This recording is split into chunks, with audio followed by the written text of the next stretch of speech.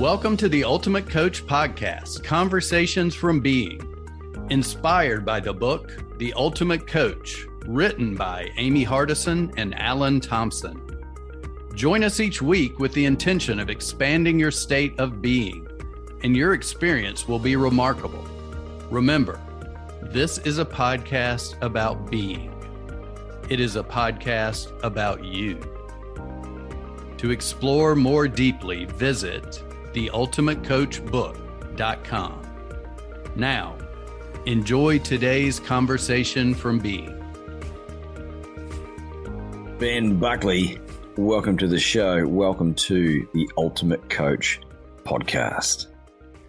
Thanks, Laban. It's really great to be here. Thanks so much for the invitation. It's a real privilege. Well, the privilege is all mine today, young Ben Buckley, broadcasting out of the great country of India, if I'm not mistaken. Yeah, I'm from the UK, but I've been in India about probably 11 years now. So it's been quite a journey. How did that happen? I came here in about 2010 for some work that I was doing. It was probably like maybe 6 months. And I've been connected with India since I was a boy. I lived in the mountains of India for 3 years when I was a boy with my grandfather there. And I came here in 2010 and I was traveling to a wedding. And on that train journey, I heard a kind of inner voice that said to me that you're going to be in India a long time and a lot longer than you actually thought. And from that moment, it began these series of connections. I ended up connecting with some really amazing people here. And so I just stayed and I worked with them and we created some amazing things over these years. So that's how I ended up here. I left England, didn't go back, and just stayed here and just let everything go there.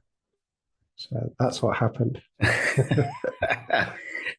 And what role has Steve Hardison played in all of this and all of what you were doing and who you were being? Well, actually, it was interesting because it's connected to what I said was I heard this inner voice saying, you're going to be in India longer than you thought. And at that time, I had spent probably like 10 years doing all various kinds of jobs. And I was really flowing in a kind of intuitive, prophetic kind of a flow.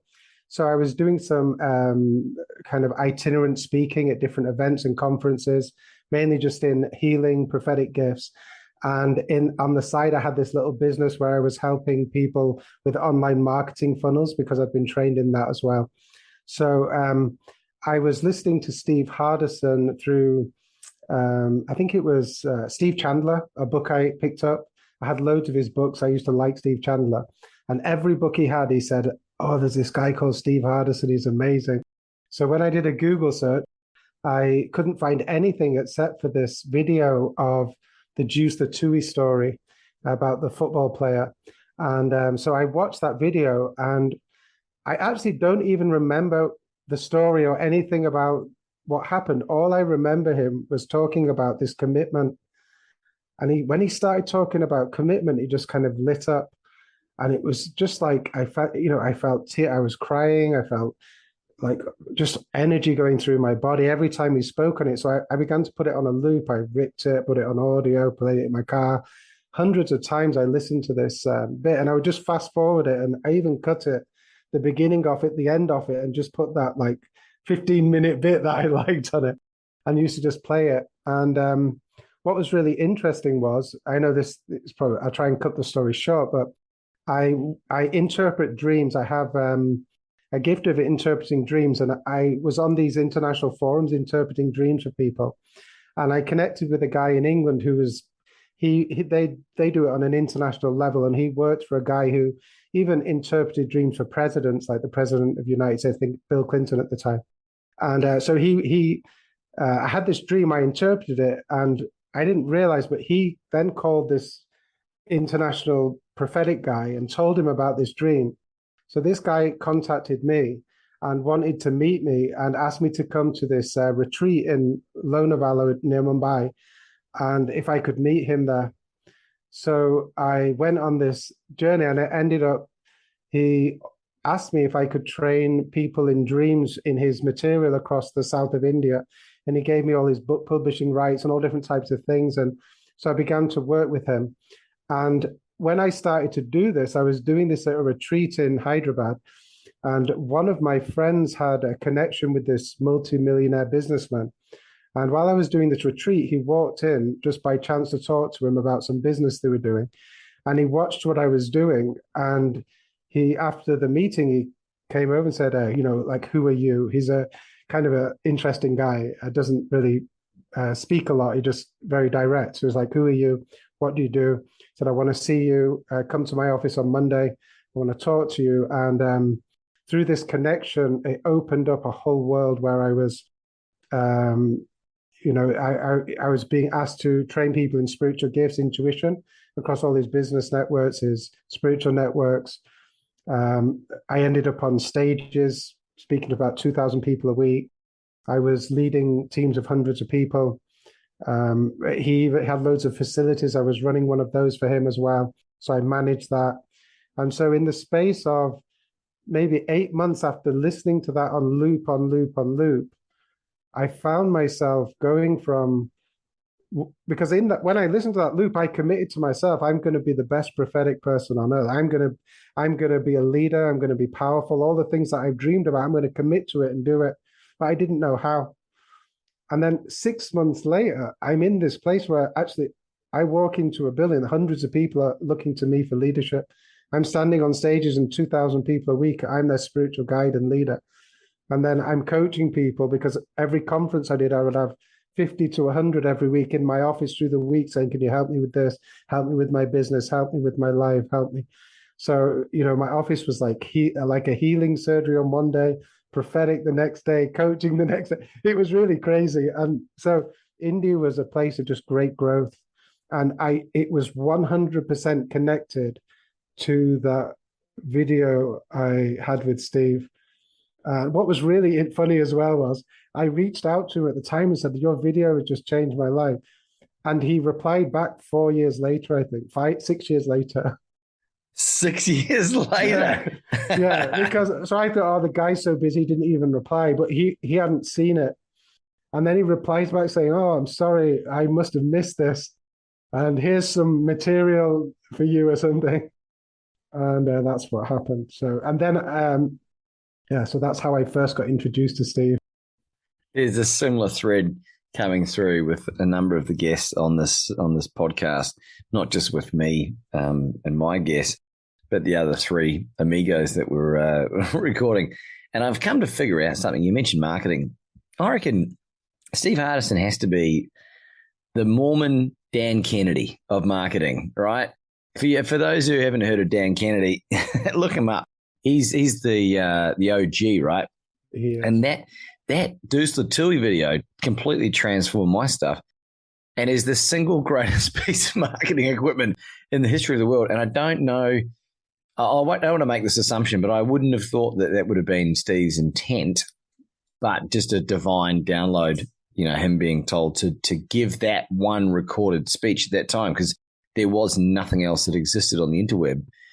And, there's a bit more out there now, but my goodness. And it's funny, a few people that I've referred it to, because I must have sent that video to 250 people at least. And most people's response is they have a profound impact from it. And a few more secular people were like, they know that they've experienced something, they don't know what it is, and they revert back to an analytical kind of approach. Have you had this experience at all, Ben? Yeah. I've, like you said, I've given that video to lots of people, and I can pretty much tell where they are by the response. People either really love it, or they just kind of go, it's just, like that. So, and that's really good, because I think with these types of things is people are either in a place where they're ready and open to it, or they're just in their process. So it just kind of either opens up a beautiful, powerful conversation, or it just kind of puts things on a shelf for how I talk with that person and lead them. But I think what you're saying about Steve with the Dan Kennedy connection with marketing, I think one of the powerful things that we recognize is that we are guided by spirit, which Steve is absolutely. So we're guided by this place of love and connection. But without wisdom, that love really has no structure and no form to actually produce and create things on the earth. And I think what Steve has is the beautiful combination. It's my life is based on that. Like, how do I take my gift, my flow, my energy, my power, and create a structure around it where it can produce and create powerful things for other people and for the on the earth and on the world. So how do I take things that are in the sky, that are dreams, that are just unlimited and powerful, and how do I actually build them? And I think we need that combination of love and wisdom to actually create powerfully. And he's very wise. I mean, he's a very good salesman. He's amazing at it. But what I love about it, it isn't fake. It's deeply connected, deeply spiritual, deeply powerful. And that's really where I think it's dynamite when wisdom and love just connect like that, and it produces just amazing things, you know. I would concur 100%. And we glossed over something that I think is really important to talk about. This interpretation of dreams is, I think there's been many books written about it, and lots of people love to think that they can do it. But, you know, you and I have had interactions and you've shared stuff with me that's been really transformative. Can you explain to the layman how that works, or whatever you feel like you want to share with regards to that? Yeah, I think dreams are extremely powerful. You know, we say sometimes that as a person, I had a dream, but really, when we have a dream, it's really the dream that had us. We find ourselves in this story. We go to sleep and we find ourselves in this story. We're the center of this story, and it all unfolds around us. And dreams are just one of the most powerful ways for me through which we can receive divine information or spiritual information, because often we're very closed off. And when we go into sleep, we go into a place of just rest and a place where we've not got those walls up. And it's a beautiful time where we can really listen to the spirit. I think many of the things that happened to me in my life came through dreams. I had dreams that things that happened, dreams where I would meet people and what I would say to them and what they would say to me. Dreams of where things just shifted in my life, like understanding.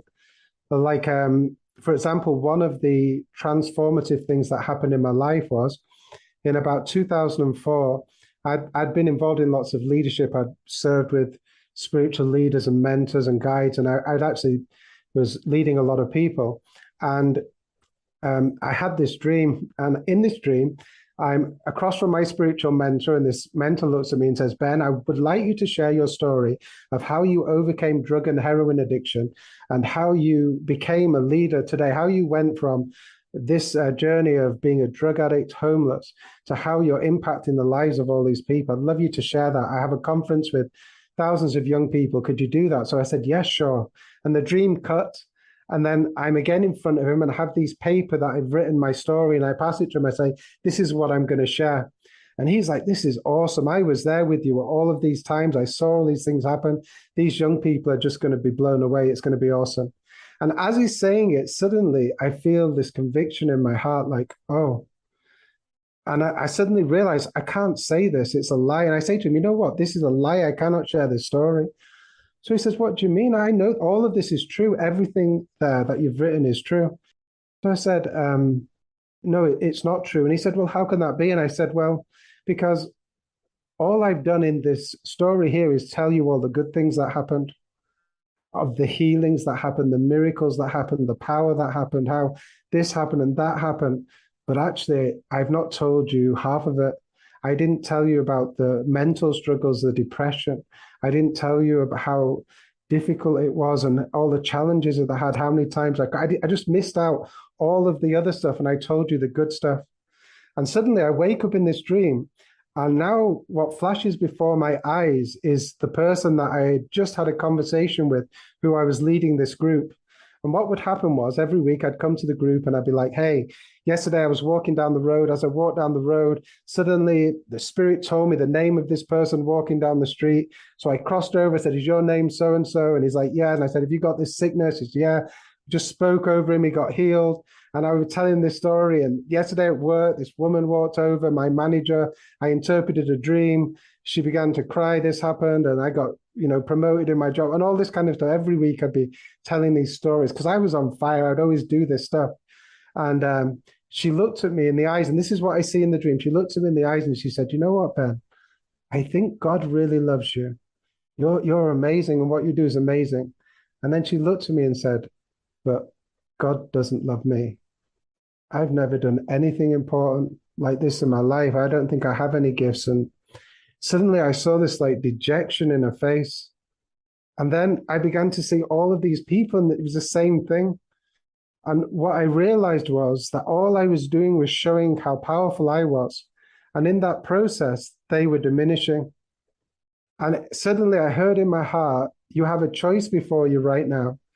You can choose to be great and make other people less, or you can choose to be less and make other people great. And then I began to realize in that moment, and then I heard that what I want you to do is be honest and share people the process. Just be truthful with everybody you meet.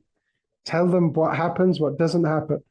And so I began to do that. And it took quite a while of me to tone down all of the good stuff and just be real with people and help people see the journey of how we develop into a leader, of how we develop in spiritual growth, like how difficult it is, how challenging it is.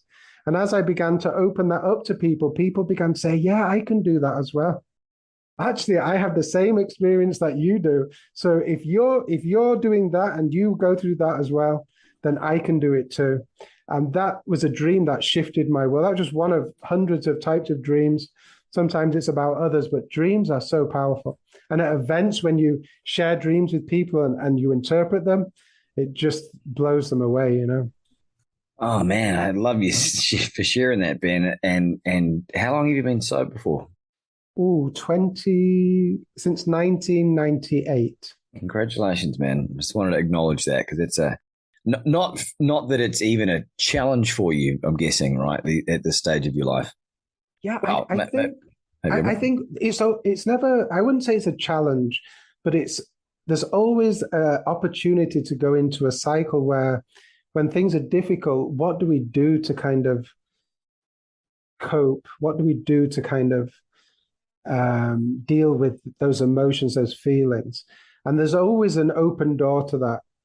And I think it's that's always there for everyone. Like, what do I do to do that? And what we do in secret, most people don't know.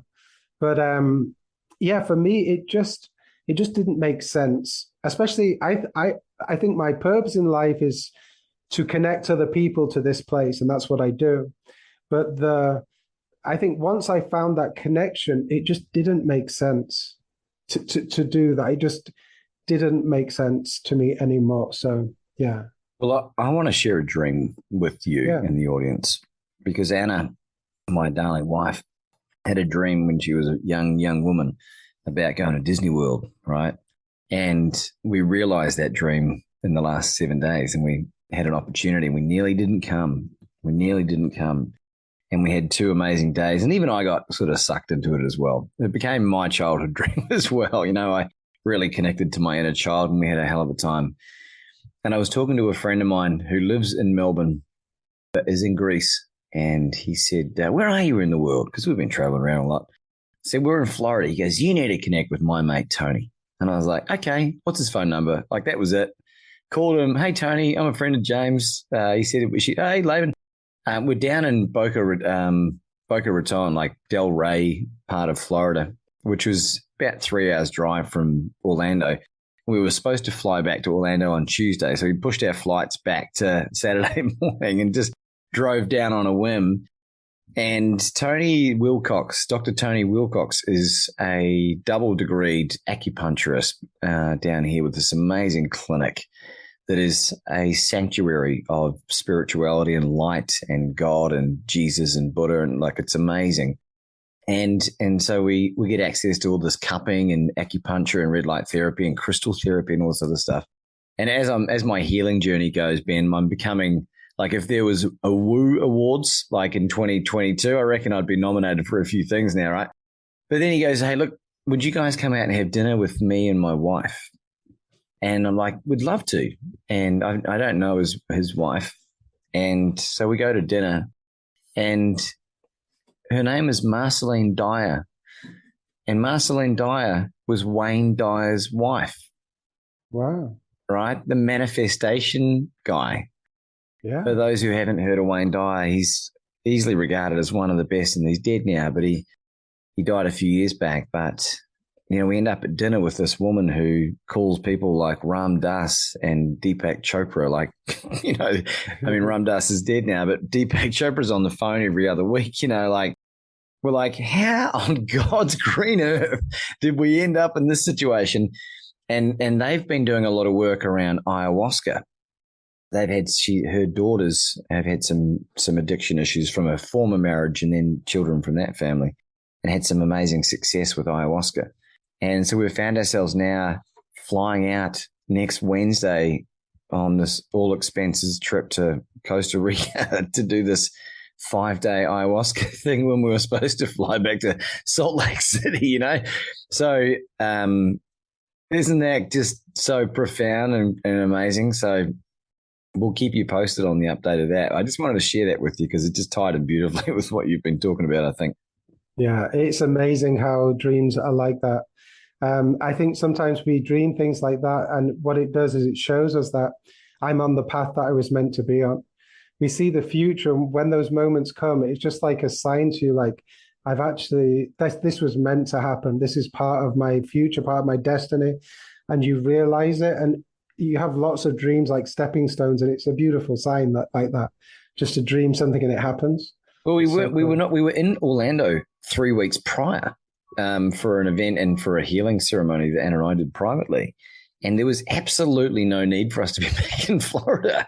And, financially it was like, oh, we shouldn't really be doing this. And then we just submitted and released rather than trying to control this guidance from the universe, right? I'm getting better and better at just submitting to the universe.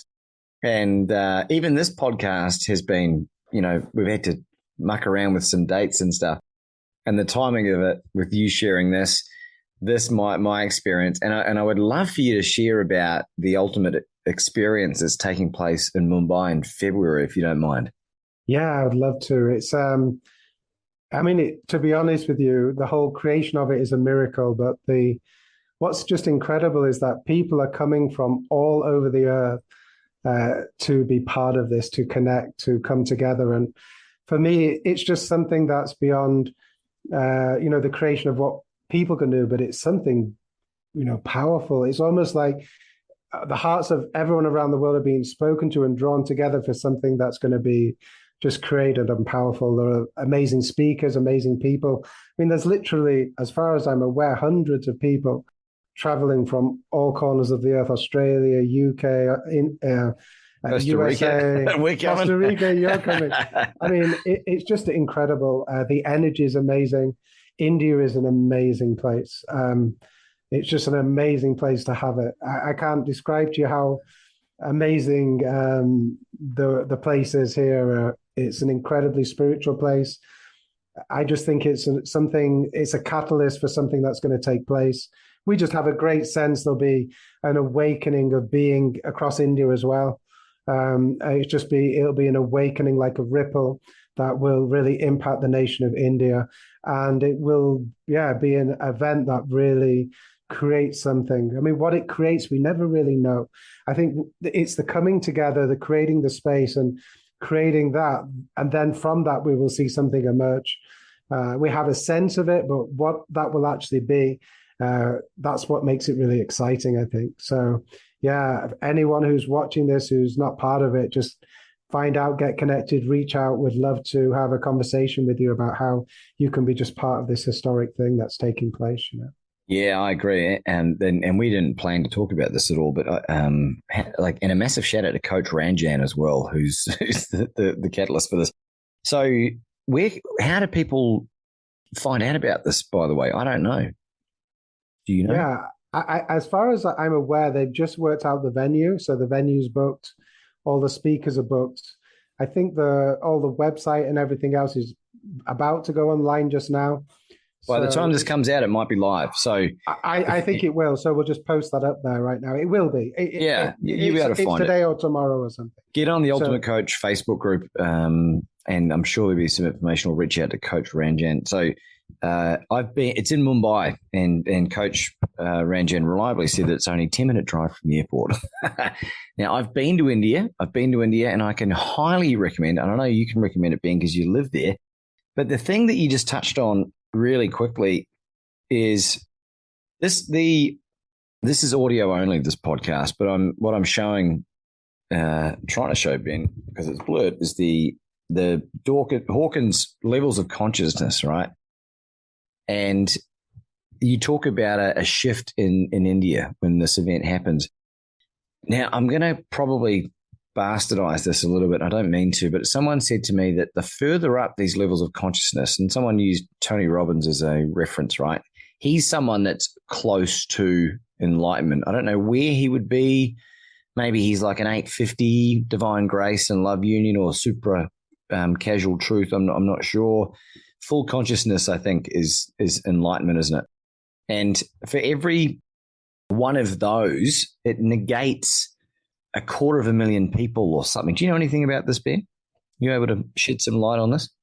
I'm not particularly sure about that specific thing you're showing me there, but I mean, for me, how I see in terms of levels of consciousness, in terms of like India, for me, it's more of an openness to spirituality, or it's like an openness to it.